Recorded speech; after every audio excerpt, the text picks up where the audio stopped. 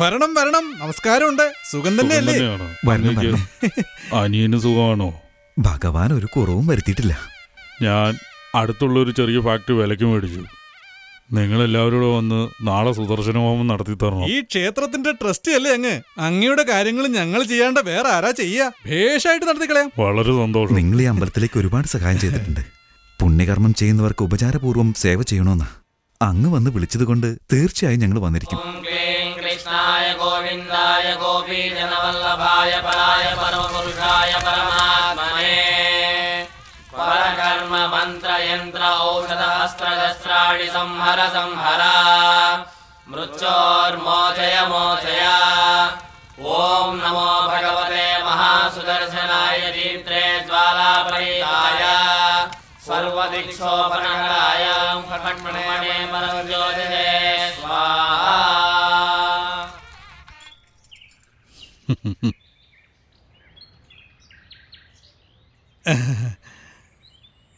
സുദർശന ഹോമം നടത്തിയ ആൾക്ക് 1001 രൂപയാ ദക്ഷിണ തരിക. അങ്ങ് 5001 തന്നിരിക്കണു. അങ്ങയുടെ നല്ല മനസ്സുപോലെ ഈ ഫാക്ടറിയും കേമാകും. ഒരു കുഴപ്പം ഉണ്ടാവില്ല. നിങ്ങളുടെ വാക്ക് അങ്ങനെ തന്നെ ഫലിക്കട്ടെ. എന്നാ നിങ്ങൾ ഇറങ്ങിയ അങ്ങനെ ആയിക്കോട്ടെ. സുദർശന ഹോമം നേരത്തെ കഴിഞ്ഞു നമ്പൂതിരി പറഞ്ഞല്ലോ, പിന്നെന്താ താമസിച്ചത്? അതൊക്കെ പിന്നീട് പറയാം. കൽപ്പന വന്നേ. അല്ല, എന്തിനാ വിളിച്ചേ? Hi computer. എനിക്കാ? Thank you. കമ്പ്യൂട്ടറിന് കാശ് ഒരുപാടായി. നമ്മുടെ ആ ട്രസ്റ്റി ഉണ്ണിമൂർത്തി 5001 രൂപ ദക്ഷിണ തന്നായിരുന്നു.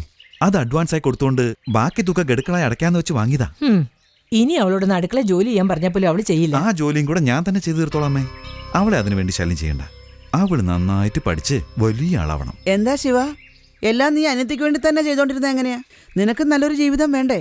ഇവർക്ക് വേണ്ടി തന്നെ ജീവിച്ചാ മതിയോടാ. അമ്മായി, ഗണപതി ശിവനെയും പാർവതിയും ഇതാണ് ലോകം എന്ന് പറഞ്ഞ് ചുറ്റിയില്ലേ? അതുപോലെ തന്നെ ഈ അനുജത്തിയും അമ്മയുമാണ് എന്റെ ലോകം. ഞാൻ എങ്ങനെ ജീവിക്കണം, എന്താകണമെന്ന് ആ ഈശ്വരൻ തന്നെ നോക്കിക്കോളും. നിങ്ങൾ അതോർത്ത് വിഷമിക്കണ്ട. എങ്ങോട്ടാ ധൃതിയിൽ പോകുന്നത്? മാധവാചാര്യന്റെ പ്രഭാഷണത്തിന് സമയമായി. ഞാൻ പോയിട്ട് വരാം. വരട്ടെ മോളെ. ഈ ഭഗവാന്റെ സന്നിധാനത്തില് ഭക്തര് വന്നോണ്ടേയിരിക്കുക. എത്തുന്ന എല്ലാവരും ഇത് വേണം അത് വേണമെന്ന് ചോദിച്ചുകൊണ്ടിരിക്കുക. ആവശ്യക്കാർക്ക് എല്ലാവർക്കും ഭഗവാൻ വരം കൊടുത്തിട്ടുണ്ടോ? ഇല്ല. നിറഞ്ഞ മനസ്സോടെയും നല്ല ലക്ഷ്യബോധത്തോടും ആര് സേവിക്കുന്നുവോ ആ സേവകർക്ക് വരം നൽകുവാൻ ഭഗവാൻ ഒരു നല്ല മനുഷ്യനെ അയക്കുന്നതാണ് ഭക്തരുടെ കണ്ടിൽ. ആ മനുഷ്യൻ സാധാരണക്കാരൻ തന്നെ, പക്ഷേ സഹായഹസ്തവുമായി വരുന്ന ആ മനുഷ്യൻ തന്നെയാണ് ഭഗവാൻ. സ്വാമി എപ്പോഴും ഭഗവാനെ കുറിച്ചല്ലേ പറയുന്നത്? സ്വാമി ഭഗവാനെ കണ്ടിട്ടുണ്ടോ? ഭഗവാനെയോ? ദിനം തോറും അവനെ കണ്ടോണ്ടല്ല ഇരിക്കണേ. ദിനവും ഭഗവാനോട് സംസാരിക്കുന്നുമുണ്ട്. ഞാൻ ഭഗവാൻ എന്ന് പറഞ്ഞത് നിങ്ങളെ തന്നെയാണ്. യഥാർത്ഥമാണോ സ്വാമി? അതേ കുട്ടിയെ, നീയും ഭഗവാൻ. ദോ അയാള് ഭഗവാൻ. ദാ ആയിരിക്കണ കുട്ടിയും ഭഗവാൻ. ദാ ഈ ഇരിക്കണ ശിവനില്ലേ, അവനും ഭഗവാൻ തന്നെ. ഞാൻ ഭഗവാനോ? ഞാൻ ഭഗവാന് സേവ ചെയ്യുന്ന സാധാരണ മനുഷ്യന സ്വാമി. ഉദ്ദേശിക്കുന്ന 4 പേർക്ക് കഷ്ടതയിൽ നാം സഹായിച്ചാൽ ആ 4 പേർക്കും നീ തന്നെയാണ് ഭഗവാൻ. വിശന്നു വലഞ്ഞ ഒരുവന് ഒരു പിടി അന്നം വാരിക്കൊടുക്കുന്നതാരോ അവനാണ് ഭഗവാൻ. അന്യായം നടക്കണ സമയത്ത് അത് ചോദ്യം ചെയ്യുന്ന സന്ദർഭത്തിൽ ആ സ്ഥലത്തും നീ തന്നെയാണ് ഭഗവാൻ. മനുഷ്യൻ എങ്ങനെ ഭഗവാനാകാൻ കഴിയും സ്വാമി? ശ്രീ പരശുരാമന്റെ അവതാരം, ശ്രീ രാമാവതാരം, ശ്രീ കൃഷ്ണാവതാരം, ഇങ്ങനെ എല്ലാ അവതാരത്തിലും മനുഷ്യനായി ഭഗവാൻ അവതരിച്ചതിന്റെ കാരണമെന്ത്? കെട്ട കാര്യങ്ങൾ നശിപ്പിക്കാൻ വേണ്ടിയും ശുഭകാര്യങ്ങൾ മംഗളമായി ഭവിക്കുവാൻ വേണ്ടിയുമാണ്. ഇങ്ങനെയുള്ള എല്ലാ സന്ദർഭങ്ങളിലും ഭഗവാന് പ്രത്യക്ഷപ്പെടാനാവുമോ? അതുകൊണ്ടാണ് നിങ്ങളിൽ ഓരോരുത്തരെയും ഭഗവാൻ അവന്റെ കർമ്മമേൽപ്പിക്കുന്നത്. അപ്പോൾ നിങ്ങളും ഭഗവാനല്ലേ?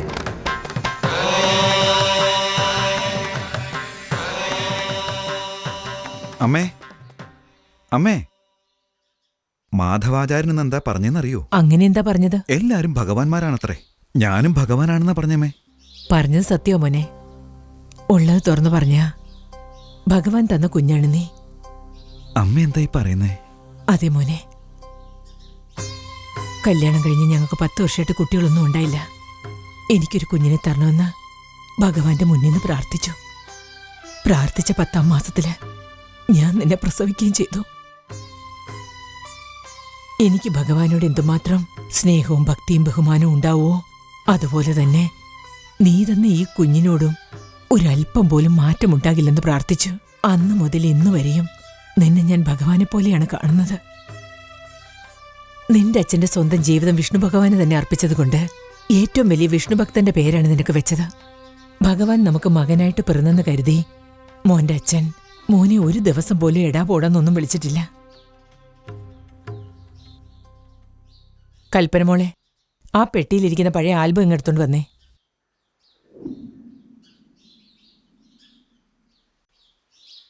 നിന്റെ 1 വയസ്സ് പ്രായമായത് ഗോകുലത്തിലെ കണ്ണന്റെ വേഷത്തിൽ, 2 വയസ്സുള്ളപ്പോൾ വിഷ്ണു ഭഗവാനെ പോലെ,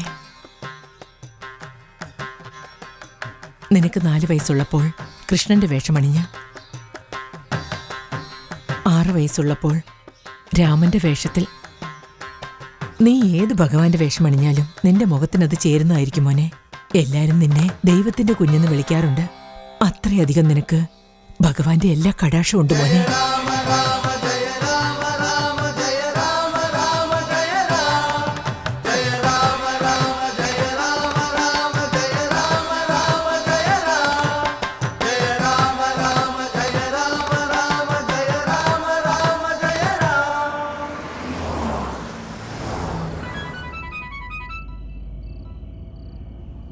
എന്താടാ?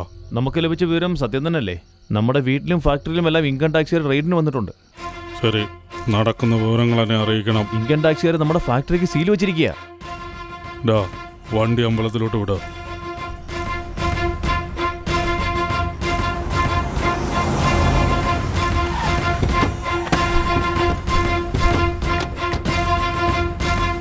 വന്നാലും ഈ വൈകി നേരത്തെ എന്താ അങ്ങ് ഇവിടെ? ഭഗവാനെ ഒന്ന് കണ്ടിട്ട് പോവാന്ന് വിചാരിച്ചു. അത്താഴപൂജയെല്ലാം കഴിഞ്ഞുല്ലോ. ഇനി കാലത്ത് ഉഷപൂജയ്ക്ക് നട തുറക്കാൻ കഴിയുള്ളൂ. ഇതിലങ്ങനെ തെറ്റിദ്ധരിക്കരുത്. ഭഗവാന്റെ കോപമില്ല. ഞാനിവിടെ നിന്ന് കണ്ടോളാം.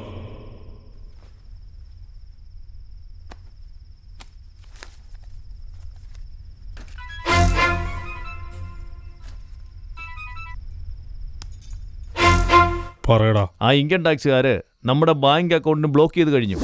ശരി, വിട്ടേക്ക്. പണമെങ്കിലും വെച്ചുകൊണ്ടല്ലോ. ചേട്ടാ, അതിലൊരു ചെറിയ പ്രശ്നമുണ്ട്.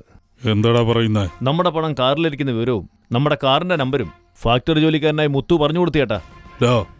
ആ മുത്തുവിനെ തട്ടിക്കളയടാ.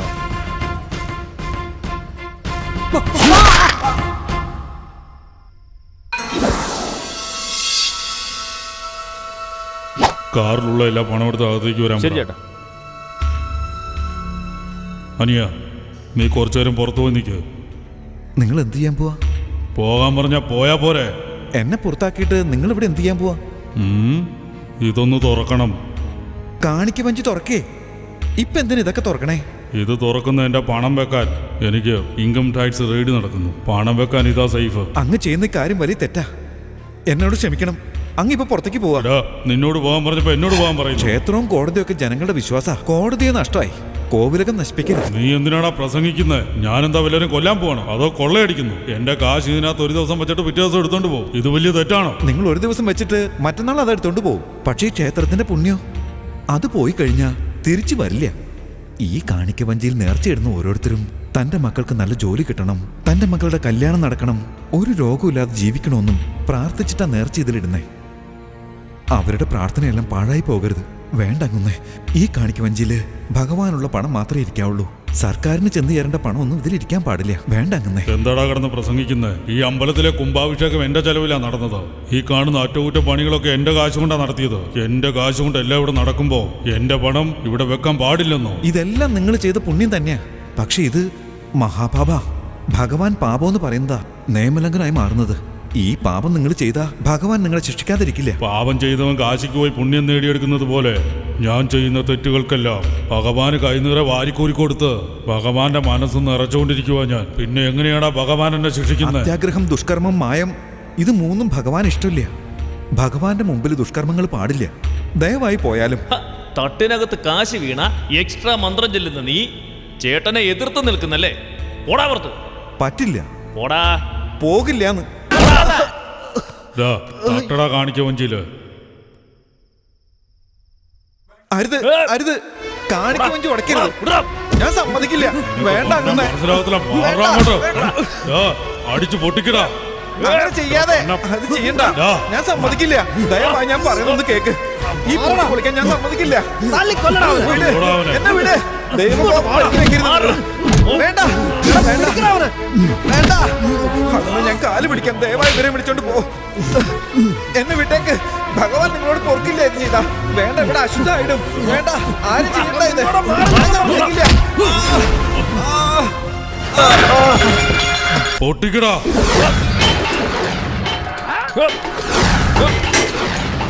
അടിച്ചു പൊട്ടിക്ക്.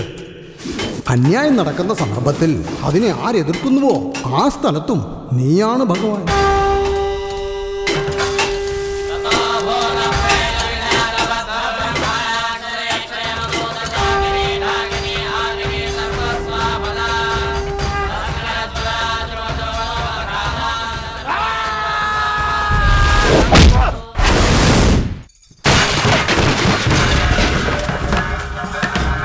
എന്താ നോക്കുന്നേ? പടച്ചോറ് തിന്ന് ജീവിക്കുന്നവൻ ഇങ്ങനെ അടിച്ചുകൊണ്ടാണോ? ഇത് ഞാൻ അടിച്ച അടിയല്ല. എന്റെ ശരീരത്തിൽ ഇപ്പൊ ഭഗവാന്റെ ശക്തിയുള്ളത്. തിരിച്ചു പോകാൻ മര്യാദയ്ക്ക് പോയിക്കൊള്ളുക. പോകാനാ പറഞ്ഞേ.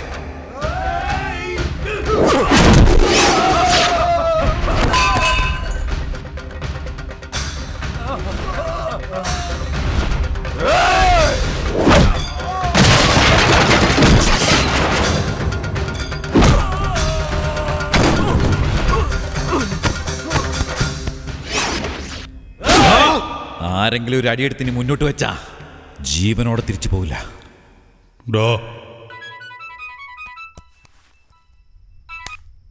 ഹലോ.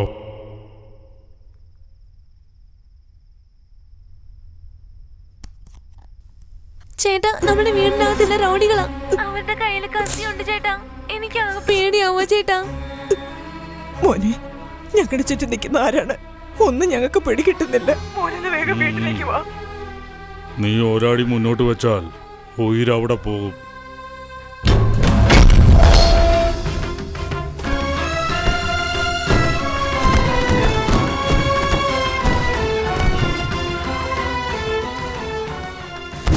നിങ്ങളാരും എന്റെ മകനെ ഒന്നും ചെയ്യില്ലല്ലോ അല്ലേ?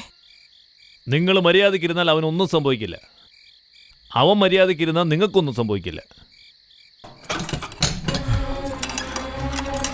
നാളെ ഞാൻ ഈ പണം ഇവിടുന്ന് മാറ്റുന്നത് വരെ നീ വാ തുറന്നു പോകരുത്.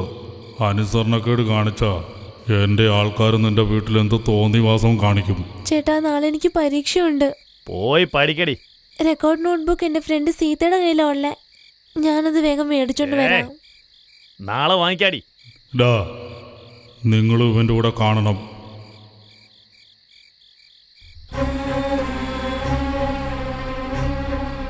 എനിക്ക് മാർക്ക് കുറഞ്ഞ ചേട്ടന് ഒരുപാട് വിഷമിക്കും. അതാ പ്ലീസ്.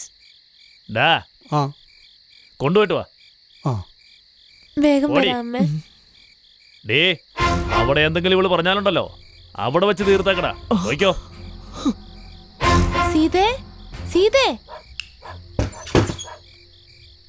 നീ എന്താടി താമസിച്ചേ? ഇന്ന കൊണ്ടുക്കോ. എടി, ഞങ്ങളുടെ വീട്ടിലേ. എന്താടി? ഒന്നുമില്ല, ഞാൻ പോവാടി.